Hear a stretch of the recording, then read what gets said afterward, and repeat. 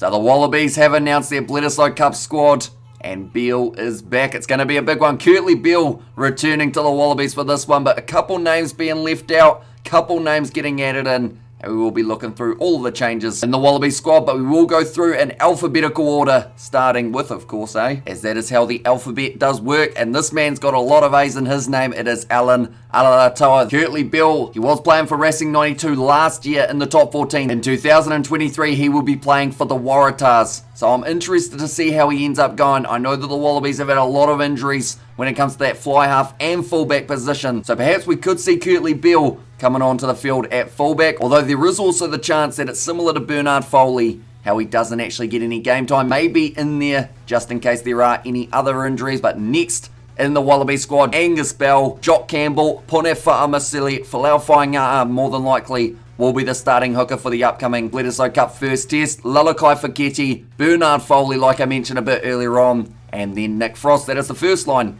Now we move on to the second. Langy Gleeson, Jake Gordon, Reece Hodge, who I believe will be the starting fullback for the Wallabies if he is 100% match fit. Jed Holloway, it's interesting to see how much time they've given him in the Rugby Championship so far. Normally does play lock for the Waratahs, instead has been playing blindside flanker, has been playing it pretty well, so perhaps that is what they will go with as well. Len Ikitau, very good at outside centre for the Wallabies, has been coming a long way in the last couple years. I think he's going to become a staple of that midfield. Andrew Callaway, Marika Koromberi, that man had a great 2 matches up against South Africa, always puts the body on the line and also has plenty of pace to match Rob Leota and Noah Lolesio, who is another player, could have a big impact up against the All Blacks. Now last year when they did play for the Bledisloe Cup, he wasn't having the best season. This year he has been able to completely turn it around for the Wallabies. His kicking has been very good off the tee. His decision making has been right up there as well. So I think he could be a real threat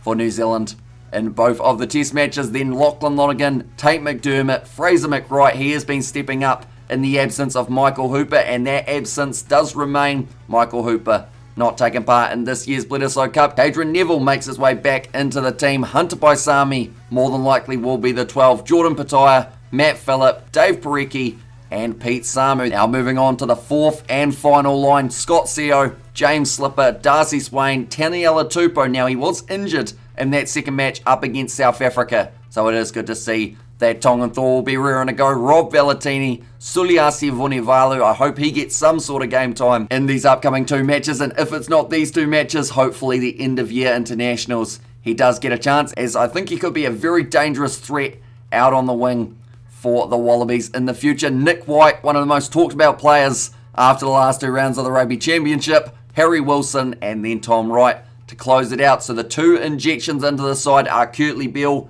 and Kadron Neville, and I guess the 2 main talking points of missing are Michael Hooper and also Rory Arnold. He will not be available as he is expecting the birth of his first child. So big congratulations to Rory Arnold there. Also a few other names missing just at this current point in time due to their injuries. You've got Quade Cooper, James O'Connor, I believe is injured. Also Samu Karevi, another player who is missing. Tom Banks. The list is actually quite deep for the Wallabies in terms of those injuries. So hopefully they will be back raring to go later on in the year. But nonetheless, do let me know what you think of this Wallabies side. Will it be strong enough to be able to take the Bledisloe off the Kiwis? It's only a 2-match series this year rather than the 3 like we have had in the past. But thank you all very much for tuning in. The first match will be at Marvel Stadium on Thursday night at 9:35, and we will be covering that one on the channel. And that is next week that game will be taking place, as we have still got another 7 days until the first Bledisloe Cup test match. But if you did enjoy, be sure to leave a like and subscribe to the channel, and I will see you all for the next one.